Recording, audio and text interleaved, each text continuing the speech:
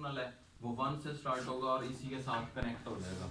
High amplitude के signal को उसने कनेक्ट कर दिया इसी के साथ। तो देखो पहला डाटा फ्रेम ये गया था, फिर ये फ्रेम गया है, फिर और गया था, फिर और, तो इस तरीके से ना ये क्या कर रहा है, ये एक खास तरीके से एक खास टेक्निक को फॉलो करते हुए हमारे इफेक्टिव यूटिलाइजेशन ऑफ बैंडविड्थ को परफॉर्म करके दे रहा है। कौन करके दे रहा है? ये मग्स परफॉर्म करके दे रहा है। समझ में आ गई यहाँ तक? मग्स की फंक्शनैलिटी समझ आ गई है? अब ये जो मग्स है ना, ये 3 तरह के फंक्शनैलिटीज परफॉर्म करके देते हैं। एक होता है जिसको हम लोग FDM का नाम देते हैं, फ्रीक्वेंसी डिवीजन मल्टीप्लेक्सर या मल्टीप्लेक्सिंग टेक्निक। एक होती है जिसको हम लोग TDM का नाम देते हैं, एक होती है उसको हम लोगों ने WDM का नाम देना होता है, और एक होती है सिंक्रोनस TDM होती है, और फिर इसी तरह से इसी की फर्दर टाइप्स हैं। एक ये वाली टाइप है और एक और भी है, उसको हम स्टैटिक का नाम देते हैं, स्टैटिक TDM। ठीक है, मैं ना आप लोगों को इसका बेसिक फिनोमेना समझा रहा हूँ। ये सारे का सारा जो बीच की जरा सी जो हेरा फेरी है ना, जरा सी जो कॉन्सेप्चुअल कहानी है, वो जब तुम लोग स्पेसिफिकली लेवल तक पढ़ोगे वो मैं तुम लोगों को मतलब तुम लोगों को छोड़ दूंगा, तुम लोगों ने करना है। अभी तक मैंने इसी M के बारे में आपको समझाया कि ये M क्या भला है, ये क्या काम करके दे रही होती है, ये तो होप सो सबको समझ में आ रही होगी। और ये जो M इस मीडियम के ऊपर ये जो चंक्स की सूरत में डाटा को भेज रही है, ये क्या कहलाती रहती है? इसको हम लोग टेक्निकली डिवीजन्स का नाम देते हैं। ये बेसिकली हमारे डाटा को डिवाइड करके अच्छे तरीके से भेज रही है। समझ में आ गई बात की? अच्छा, इसकी मिसाल मैं आपको एट द एंड दूंगा और मजे की, आपको ज्यादा अच्छे से क्लियर हो जाएगी ये सारी कहानी। वो क्या होगी वो भी बता दूंगा मैं। अच्छा, अब जब ये वाली स्कीम है तो ये स्कीम किस तरीके से डाटा को डिवाइड करेगी? On the basis of frequency. समझ में आ गई बात की? जब FDM लगा पड़ा होगा ना मॉड्यूल, तो वो FDM जो सा है मग्स क्या परफॉर्मेंस देगा वो मैं तुम लोगों को यहाँ पर डायग्राम में समझाता हूँ कैसे परफॉर्मेंस देगा वो।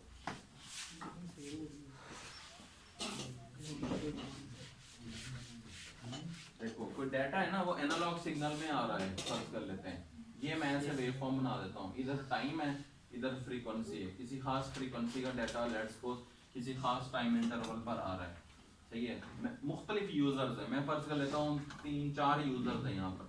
तो जब मैं 4 यूजर्स को यहाँ पर E1 E2 E3 और यहाँ पर मैं E0 का नाम दे देता हूँ ना, तो मैंने क्या किया है, फ्रीक्वेंसी के इस तरह से पैटर्न बना लिए। हो सकता है E1 ने थोड़ा डाटा पास करवाना है, थोड़ा डाटा पास करवाना है का मतलब है उसका डाटा 0 से लेकर T1 तक खत्म हो गया हुआ है, बस चुप हो गया, जो उसने बात करनी थी वो करवा दी है। जो दूसरा डाटा है पर वो डाटा यहाँ F0 से लेकर F1 तक गया है। जो दूसरा एम्प्लॉय है वो जो है ना जरा ज्यादा लंबी चौड़ी बात कर रहा है। ज्यादा लंबी चौड़ी बात का मतलब क्या है कि ज्यादा टाइम कंज्यूम कर रहा है। लेकिन इस मॉड्यूलेटर ने टेंशन नहीं लेनी, उसने कहना है कि भाई अगर तो तुम्हारी इस फ्रीक्वेंसी के अंदर बात रह गई ना, फ्रीक्वेंसी की रेंज तक अगर तुम्हारा डाटा आ रहा है तो मैं कैप्चर करके भेजता जाऊंगा। सही है, उसके बाद फिर नहीं तो वो स्विच कर देगा। अगर फ्रीक्वेंसी यहाँ से लेकर यहाँ तक आ गई, बढ़ गई फ्रीक्वेंसी F2 से F3 तक, तो वो इसकी कॉल को डिस्कनेक्ट कर देगा, इसकी कॉल को चालू कर देगा, कनेक्ट कर देगा। समझ में आ गई बात की? अच्छा, तो ये क्या, इससे क्या साबित हो रहा है, इससे क्या पता चल रहा है कि बेसिकली ये जो मॉड्यूलेटर है, ये जो मशीन है, मल्टीपल मॉड्यूलेटेड सिग्नल्स कैप्चर कर रही है, मॉड्यूलेटेड सिग्नल्स को कैप्चर कर रही है, हजम करके अपने अंदर लॉजिक को देखेगी कि भाई किस लॉजिक के अकॉर्डिंगली काम करना है। वो लॉजिक कैसे पता चलेगी? इसके अंदर की सर्किट की कंपोनेंट्स की बनावट से पता चलती होती है। वो सर्किट की कॉम्बिनेशन की बनावट इसके नाम से पता चल रहा है, इसके नाम से पता चल रहा है का मतलब है ये फ्रीक्वेंसी की बेसिस पर ये अप डाउन इधर उधर सारा कुछ हो रहा है। समझ में आ गई बात की? तो जब ये काम शाम करेगा तो फिर ये वाला जो मैंने वेवफॉर्म समझाया ना, इसी वेवफॉर्म के अकॉर्डिंगली वो काम करके देगा।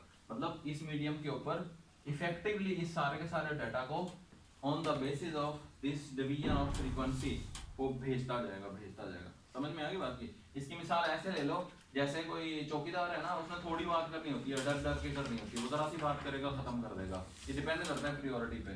कोई और बंदा है वो थोड़ी सी ना ज्यादा लंबी चौड़ी बात करेगा, जब ज्यादा लंबी चौड़ी बात करेगा और जब उससे कोई सवाल जवाब होंगे तो फर्ज कर लो वो लड़ने लग जाता है या वो ज्यादा हाइपर हो जाता है, तो वो ऑटोमेटिकली ये मग्स उसको डिस्कनेक्ट कर देगा, भाई ये तो पागल हो गया, अब दूसरे बंदे से बात करो। समझ आ गई? फिर वो दूसरे बंदे से बात करेगा, वो वैसे ही लेडीज है, वो ऊंचा ऊंचा बोल के समझाती है, तो समझ जाएगा कि अच्छा ये भी इसका मतलब है, बस कहीं ना कहीं ब्रेक लगा ही देगी। समझ में आ गई बात की? इस तरीके से ये डाटा की डिवीजन हो रही है जो कि इस एफडीएम के अंदर होती रहती है। होप तो समझ में आ गया होगी सारा को। अगर मैं बात करूं टीडीएम की, टाइम डिवीजन मल्टीप्लेक्सिंग, ये चीज याद रखना है आप लोगों ने। ये जो एफडीएम है ना, और ये नॉर्मली यूज होता रहता है एनालॉग डाटा की ट्रांसमिशन के लिए। जब भी कोई सिस्टम कम्युनिकेशन का हम इंस्टॉल करते हैं ना, तो मैंने आपको बहुत सारी बातों में ये बातें बताई हुई हैं कि हम पहले पर्पस देखते हैं किस जगह पर हम इसको इंस्टॉल कर रहे हैं। आर्मी में कर रहे हैं, डिफेंस ऑर्गेनाइजेशन में कर रहे हैं, बैंक में कर रहे हैं, लॉन्ग डिस्टेंस ट्रेवलिंग करवानी है हमने डाटा की, क्या करना है। अगर तो हम लोगों ने एनालॉग सिग्नल भेजना है ना, तो हम फिर एफडीएम वाले मॉड्यूल्स को इस्तेमाल करेंगे, फ्रीक्वेंसी डिवीजन मल्टीप्लेक्सर्स को इस्तेमाल करेंगे, क्योंकि वो इफेक्टिवली ये फ्रीक्वेंसी की डिवीजन करके देता है।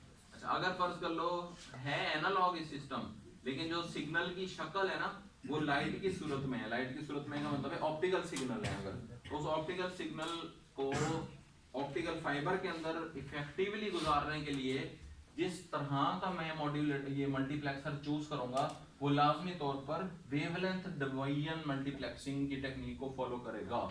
अदरवाइज वो अगर मैं ये लगा दूं या ये लगा दूं तो वो अच्छे तरीके से उसको संभाल नहीं पाएगा। समझ में आ गई बात की?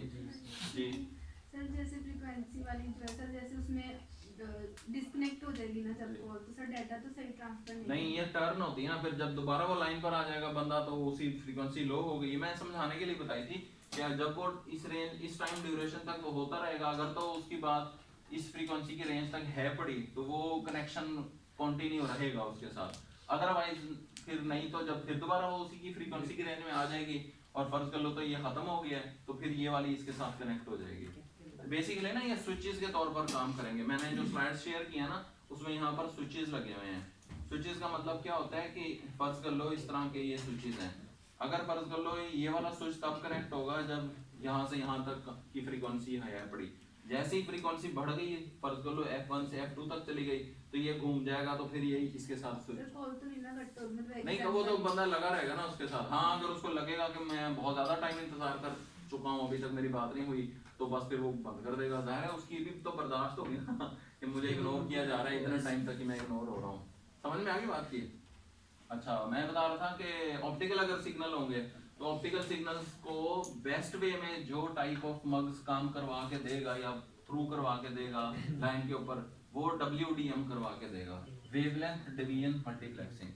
सही है? अच्छा, जो ये वाली है टाइम डिवीजन मल्टीप्लेक्शन, ये ज्यादातर डिजिटल डाटा डिजिटल ट्रांसमिशन के लिए सूटेबल कंसिडर की जाती होती है। ये किस तरह से डाटा को ट्रांसमिट करेगी विद रिस्पेक्ट टू टाइम, अगर मैं कहूँ तुम लोगों को समझाने के लिए, तो आप सब ये पहले है ना मैंने वर्टिकली हॉरिजॉन्टली इस तरह मैंने डिवीजंस किए हैं। हॉरिजॉन्टली का मतलब क्या है, अलोंग एक्स एक्सिस मैंने ये लाइनें खींची हैं, चंक्स बनाए हैं। अगर मैं यही की यही लाइनें वर्टिकली बना देता हूँ इस तरह से करके, तो मैंने क्या काम किया है, मैंने टाइम को तकसीम कर दिया है T1 से T0 से T1 तक, T1 से T2 तक, T2 से T3 तक, T3 से T4 तक। तो दैट मीन्स के कोई बंदा लंबी चौड़ी भी छोड़ रहा होगा तो बस जो उसका डेजिग्नेटेड टाइम है ना वो उस टाइम तक अगर काम की बात करेगा तो ठीक है, नहीं तो उसको कहेंगे तू बोलता रहे, मैं अगले से तो बात करो ना, उसकी ज्यादा इंपॉर्टेंट बात है। समझ में आ गई बात की? तो इस तरीके से ये मल्टीप्लेक्सर्स काम करते हैं। इसका मैंने समझा दिया है। डिवीजंस कैसे होती हैं वो मैंने स्विच बना के बता दिया है। और अब depending upon the type of signal, वो उसी की बेसिस पर या टाइप ऑफ कम्युनिकेशन कि किस सिनेरियो में वो कम्युनिकेशन हो रही है, तो उसी की बेसिस पर फिर हम लोग ये सिलेक्शन करते रहते हैं। सिंक्रोनस और स्टैटिक ये टाइम डिवीजन की फर्दर टाइप्स हैं। सिंक्रोनस और नॉन सिंक्रोनस का मतलब ये होता है, एसिंक्रोनस का मतलब ये होता है कि जब हम एक टाइम स्लॉट फिक्स कर देते हैं कि यार 0 से लेकर 10 सेकंड तक बस बारी लगाओ इस बंदे की, ये जो बात कर ले, फिर इसको बीप सुनाओ, फिर अगले बंदे की बात सुनो, फिर उसको बीप सुनाओ, फिर अगले बंदे की। तो ये जैसे टर्न बाय टर्न नहीं बंदे अपनी बातें कर रहे होते, उस तरह से जब कोई डाटा की डिवीजन हो रही होती है ना और मल्टीप्लेक्सिंग हो रही होती है और इस मीडियम के ऊपर थ्रो हो रहा होता है, मतलब मूवमेंट जा रही होती है डाटा की, तो फिर हम लोग ये सिंक्रोनस टाइम डिवीजन मल्टीप्लेक्सिंग कहलाते रहते हैं। तो बेटा ये वाले नाम है ना एक्सट्रीम लेफ्ट पर जितने भी नाम है ये जरा से डिफरेंट है, फंक्शनैलिटी डिफरेंट है। ये बेसिकली इसको हम यूं कह सकते हैं कि ये लॉजिकली ये डिफरेंट होते हैं।